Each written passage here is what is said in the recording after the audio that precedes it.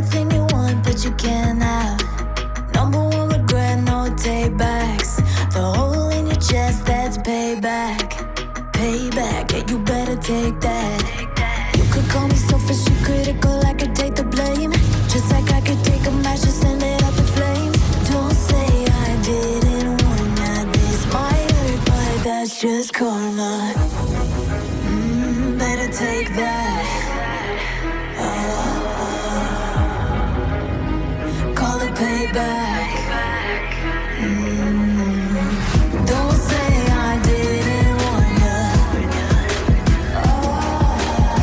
Stay mad, I know you wanna. This might hurt, but that's just karma.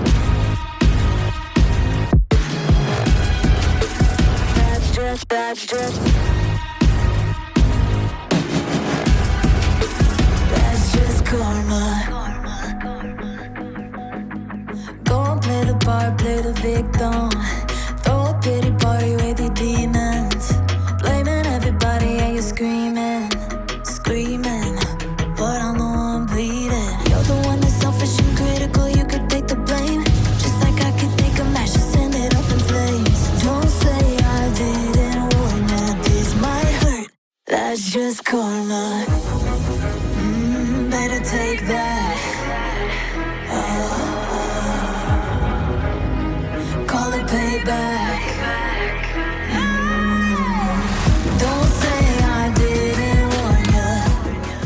Alright, sa mga nagre-request dyan kay QJ Fortress 400. So finally guys, na-meet na natin siya in person, no? So before, nakikita lang natin siya sa Facebook or sa YouTube. And now, eto na nga. So in this video guys, tatalakayin natin yung bawat detalye ng motor na to, maging yung kanyang presyo. At balita ko, meron siyang isang selling point na wala yung ibang motor, no? So ito yung sinasabi ko guys, ito kanyang keyless top card. So gagamitin natin siya mamaya at aalamin natin kung anong meron dito. Kaya naman tara, samahan nyo ikutan tong motor na to. Let's go! So in front of us guys is yung color variant na matte black. Ayan. So kung nakikita nyo guys, hindi ko pa siya binubuksan kasi gusto ko ipakita sa inyo kung gaano siya ka-high-tech ngayon. So ito yung kanyang, ayan, top-up card na usually nakikita lang natin or alam lang natin na nagagamit sa hotel room. Pero ngayon, pati motor meron na, no? So ito, may nakalagay dito na QJ Motor. Dalawa yan guys, if ever bibilhin nyo tong si QJ Fortress 400. And at the same time, meron din siyang mechanical key. So tara, umpisa na natin tong gamitin kasi nakikurious talaga ako kung paano to gamitin, ano? So meron nakalagay dito guys na, ayan, parang logo na key, no? Tawag dito, comment down below ng tawag dito. Yan yung logo niya. Tapos itatap nyo lang siya once para ma-open itong scooter na to. Ayan. No? Ayan. Oh, automatic umaakyat na yung kanyang windshield guys. So ito yung kanyang dashboard. So before muna yan, dito muna tayo sa front. Tingnan natin yung kanyang look sa front, no? Especially yung kanyang naka-hazard light na. Ayan. Ayan, no, napaka-astig guys. And at the same time, yung nagustuhan ko dito is yung kanyang wind visor na pag once sinap mo siya guys, automatic umaakyat na yung wind visor niya. At pwede mo din siyang ibaba. Pipindutin mo lang yung button doon sa may left side ng handlebar, no? So, ayan guys, yung itsura niya, napaka-attractive at saka napaka-astig ng looks. And napaka-masculine niya sa personal. So, kung mapapansin nyo guys, equip na siya ng LED light. Ayan. No? Ayan yung LED light niya guys. Tapos, dito naman sa kanyang turn signal is naka-LED na din. Ginamitan din siya ng telescopic fork suspension sa front with dual disc brake. Ayan. So, this one guys is naka-ABS na. It stands for anti-lock braking system. So, isa yung feature na nilagay ni QJ dito. Nang sa ganun, pag magsa-sudden brake ka sa high speed, hindi na po basta-basta maglalak yung wheels ninyo. Ayan. Both front and rear wheel na yan guys. And pagdating naman sa kanyang piston pad caliper na ginamit is naka-vibre na siya. So this one guys ay merong tire size sa front na 120 by 70 by 15 and tubeless na din po itong isang to. Ayan. So dito sa side, ito po yung itsura niya guys, ano? Ayan. Tapos meron siyang pangalan dito na QJ Motor. So, meron siyang pride of ownership dito, guys. And ang nagustuhan ko sa kanya, guys, is napaka-premium looking po talaga ng kanyang pangalan na nakalagay dito, no? Para siyang naka-emblem na. Tapos dito is nakamat, no? Tapos dito naman sa bandang side dito, ito yung apakan ng driver. So, meron ka na ding option for cruising style or touring style. So, pag nangawit ka sa sitting upright position, pwede mong iunat yung paa mo dito. And napansin ko din, guys, kakaiba na din yung apakan ng angkas. Ayan, no? And hindi siya yung parang tipong tinipid kasi usually foot peg lang yung nakikita natin, no? Pero dito, kaya Fortress 400, napakalapad na po ng apakan ng angkas. So, hindi lang ikaw yung magiging comfy sa long ride nyo, pati yung angkas mo. And speaking of seat cushion, ayan. So, ayan po yung seat cushion niya, guys. Napaka-generous na din dito sa upuan ng driver and upuan ng angkas. And meron na din siyang parang sandiganan dito ng driver nang sa ganun, pag sa long ride, hindi na masyadong ngawit yung likod niya sa pagmamaneho. Tapos meron na din siyang pangalan dito na QJ Motor. Ayan, no, nakatuton na din, guys, naka-rough yan. No? So kahit anong klaseng pantalon is hindi na pudulasin dito sa seat cover ng Fortress 400. Ayan.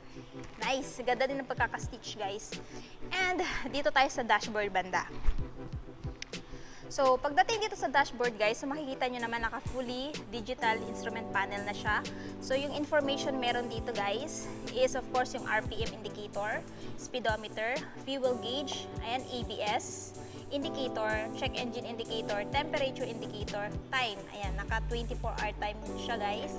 And then yung kanyang hazard lamp indicator, hazard light indicator. Meron siyang trip A, trip B, total nung tinakbo niya, which is 6 kilometers. Ayan, tapos bumalik na siya sa trip 8. So, aside from that, meron din siyang button dito, guys, na kung saan dito mo pipindutin para ma-change yung anong information sa dashboard. So, check natin. Ayan, meron siyang interface style, tapos clock set. So, check natin anong meron dito. So, pwede mong iset dyan yung time mo. Tapos, aside sa clock set, meron siyang backlit set, brightness level. So, doon mo makikita if ever gusto nyong mas maliwanag yung dashboard, dito kayo pipindot. Ayan. So, meron siyang brightness level 3, 4, 5, at saka auto. So, kung ayaw nyo na ma-change yung ilaw ng dashboard, pwede nyo namang i-skip yan. Meron siyang uniset, check din natin to. Meron siyang public kilometer per hour or sa British mile per hour. Ayan, yun yung more information doon sa unit set. Next, meron din siyang language set, tapos Bluetooth. So itong Bluetooth, guys, pwede mong i-connect yung phone mo dito. Nang sa ganon, kung gusto mong maglaro din ng ML, same dun sa kay ATR 160 dito sa motor mo, pwede din. Ayan, meron siyang parang mirroring, no, na mode. Next is yung pressure set. Ayan. So itong pressure set, guys, dyan mo makikita yung pressure nitong si QJ Fortress 400. So if ever kulang na ng hangin yung motor mo, dyan mo ma-check. No, 'di ba? Napaka-high-end na, napaka-high-tech na. Kasi usually sa atin, mano-mano natin tinitingnan yung gulong natin if ever kulang na siya sa hangin, lalong-lalo na pag naglo-long ride. Pero dito kay QJ Fortress 400, meron na siyang indicator dito na kailangan mo nang magpahangin or okay lang ba yung hangin or eksakto lang. Ayan. Next. Meron siyang fault message. Check natin anong meron dito. Ayan. So, meron siyang code at saka version. So far, guys, yan lang naman yung mga information meron dito kay QJ Fortress 400. Tapos, ayan, balik na siya sa dati. So, sa mga buttons and switches naman tayo, dito sa right side, meron siyang kill switch off, activated, hazard lamp switch, electric start, ayan. Tapos dito is yung menu button para sa dashboard. Ito nga, enter at saka select. Tapos ito naman na button na to, guys, itong may arrow na up at saka down para to sa wind visor. Ayan. So dito sa wind visor, guys, yung nagustuhan ko dito, medyo mahaba na, no? So mas maganda ganito yung wind visor for better aerodynamics. So kung ayaw mo naman na ganyan ka taas yung wind visor mo, pwede mong i-adjust using this Ayan, this button. So, ayan, pwede mong pababaan ng ganyan. No need mo nang imano-mano na itaas at saka ibaba kasi meron na siyang button dito. Tapos kung gusto mo naman na mataas yung level para hindi ka masyado matamaan ng hangin, pwede mong pindutin ito. Ayan. 'Di ba? Stig. Turn signal switch off at saka yung kanyang horn. So, yun lang po yung buttons meron dito. At saka yung pass light niya, guys, ito. Ayan. Sa levers, nakamat. No? At saka sa kanyang side mirror, guys, napaka-astig na din. Binagay na din sa forma ng kanyang katawan na may pagka-masculine. Ayan. So, next, dito naman tayo sa kanyang fuel tank. Ito yung fuel tank niya, guys. Automatic mag-o-open yan. No, mag-unlock yan pag naka-on na yung motor mo. So, ito nga po pala ay merong fuel tank capacity na 14 liters at base kay QJ motor, siya po ay uma-average ng 32 km per liter. O, diba? Matipid na din sa gasolina knowing na FI siya. And this scooter, guys, is expressway legal na dahil nga po siya ay 400cc na. So, dito muna tayo sa kanyang mga packets. So, etong mga packets niya, guys, pag hindi nakabukas tong motor na to, hindi din yan mabubuksan. O, di ba? Napaka high-tech. So, mabubuksan mo lang tong front packet na to if ever naka-open tong scooter na to. So, di ko para dun sa ibang mga scooter na kahit naka-off yung kanilang scooter is mabubuksan yung front packet. Pero dito kay Fortress, kailangan mo munang i-on yung motor mo bago mo mabuksan to kanyang front packet. So, check natin. Ayan. Napakaganda din ang mechanism na nilagay dito, guys. So, ayan po yung kanyang front pocket dito sa right side. At kung mapapansin nyo, guys, meron na din siyang built-in charging port. So, ayan, pwede kayo mag-charge habang naglo-long ride kayo. And hindi siya masyado malaki, no? So, kasyang-kasya dito yung phone ko. Ayan, so pwede nyo i-charge dyan. So, nang sa ganon, pag halimbawa nandun na kayo sa destination ninyo, hindi ka naman maproblema na mag-lobat yung phone ninyo. So, ayan guys. Next, dito naman sa kabila, ganun din. O, diba? Hindi siya lag na na front pocket. So, para sa akin, goods na goods yan. Ito din yung kanyang front pocket dito sa left side. Ayan. O, diba? So, pwede kayo maglagay dyan ng papers ng motor, coin purse, since makakaasa ka na hindi siya madaling mabuksan kasi nga, mabubuksan lang to pag naka-on tong scooter na to. Ayan. Balik na natin. Ayan. So, nabalik na natin siya, no? Next, pagdating naman sa under seat storage, again, kung magbubukas ka nito, guys, ito pa rin yung gagamitin mo, no? So, instead na one tap, dapat ilong press mo tong card na to dito. So, check natin. Ayan. Yun. So, narinig niyo yung click, guys. So, meaning nun, na-open na tong under seat niya. O, di ba? Saan kayo nakakita ng ganitong scooter? First time kong maka-encounter ng ganitong scooter, guys, na di card na. Usually kasi sa mga keyless is yung parang may remote pa rin, pero ito card lang talaga, no? Parang dun sa doorknob ng hotel. Ayan. So, pagdating sa kanyang under seat storage, guys, ayan, napakalaki na, no? So, marami na kayong may lalagay dito ng mga gamit if ever gagamitin nyo to sa Philippine Loop, no, endurance, or mahilig lang talaga kayong mag-long ride. So, kung hindi pa rin to enough, guys, pwede naman kayo maglagay dito ng top box since meron na siyang built-in na bracket for top box. Ayan. O, diba? So, pagdating sa kanyang under seat storage, guys, ilalagay ko na lang sa screen kung gaano siya kalaki. So, para sa akin, goods na ganyang kalaki. At the same time, meron na din ilaw dito para nang sa ganon, hindi ka bulag sa gabi pag naghahanap ng mga gamit mo. Ayan. So, balik na natin to. And nga pala, guys, since yung sinabi ko kanina, aside sa kanyang top card na key, meron din siyang mechanical key. So, pwede mo din i-start yung motor mo using this key. Dito naman yung kanyang ignition, dyan. Pero kung tinatamad kang magpasok itong mechanical key dito, mag-card ka na lang since dalawa naman yung susi niya. O, diba? So, dito naman tayo. Pagdating dito sa side, guys, kung mapapansin nyo, wala kayong decals na makikita dito, kundi itong kanyang emblem lang na Fortress. Ayan, so napaka-premium na po talaga ng kanyang itsura, no? Ayan. Tapos, nakalagay dito 4, tapos dito is rest, then 400, which is yung kanyang displacement. So, ito yung tambucho niya guys. Yung nagustuhan ko sa tambucho niya, may malaki na siyang cover dito. So, makakaasa kang safe na safe yung paa ng angkas mo pag sasampa siya dito na hindi mapasok. Kasi, well guarded na po yung tambucho. Ayan o. Tapos dito sa exhaust end cap, same lang po ng texture dito sa cover ng pipe. No?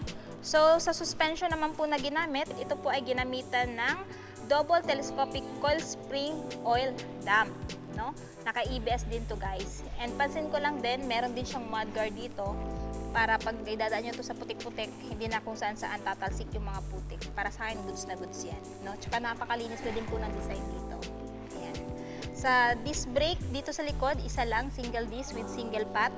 Vibrate pa rin yung brand, ABS. At ito ay merong Pirelli brand na gulong sa front at saka sa rear. So, ito po ay merong tire size sa likod guys na 150 by 70 by 14.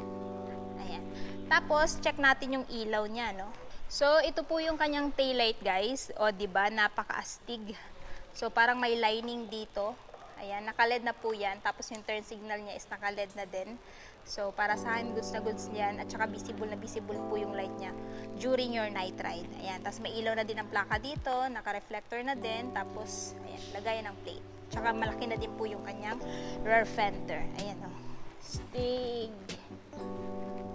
Ayan. Tapos, syempre yung kanyang panggilid, andyan. Naka-center stand siya guys. And ito guys is equipped pa rin ng kill switch, no? Kapag nakababa to, hindi nyo po mapapa-under tong motor na to, not unless nakataas to. Isa po ito sa safety feature na nilagay ni QJ para dito kay Fortress 400. Ayan. Astig. So, ayan guys, naikutan na natin tong scooter na to, ano? So, dito naman tayo dumako sa kanyang technical specification. Of course, this scooter is powered by 400cc, single overhead cam, liquid-cooled automatic CVT, at ito ay merong max power na 25.2 kilowatts at 7,500 RPM and max torque of 35.2 Nm at 6,000 RPM. Pagdating naman sa seat height guys, ito po ay merong seat height na 775mm at ground clearance na 150mm. At syempre, ito po ay merong timbang lamang na 195 kg. So ngayon guys, talakayin naman natin yung kanyang presyo, no? Kung if ever interested kayo, magkano naman ang presyo ni QJ Fortress 400.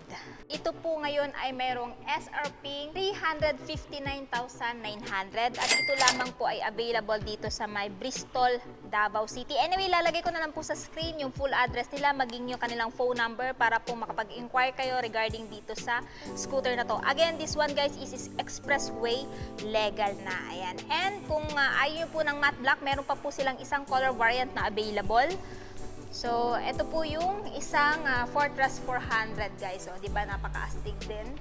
So, metallic gray at matte black combination siya guys. So, ayun na guys, natapos na natin ikutan si QJ Fortress 400. Ano yung masasabi niyo sa scooter na to? Sulit ba siya sa presyo niya? At ano yung katangian niya kung bakit siya i-consider yung bilhin ngayong 2024? I want to know your thoughts below. And syempre, kung bago pa kayo sa channel ko at hindi pa nakapag-subscribe, huwag kalimutan mag-subscribe para ma-notify kayo once may bago tayong upload. So yun guys, hanggang dito na muna tayo. Ride safe and peace out!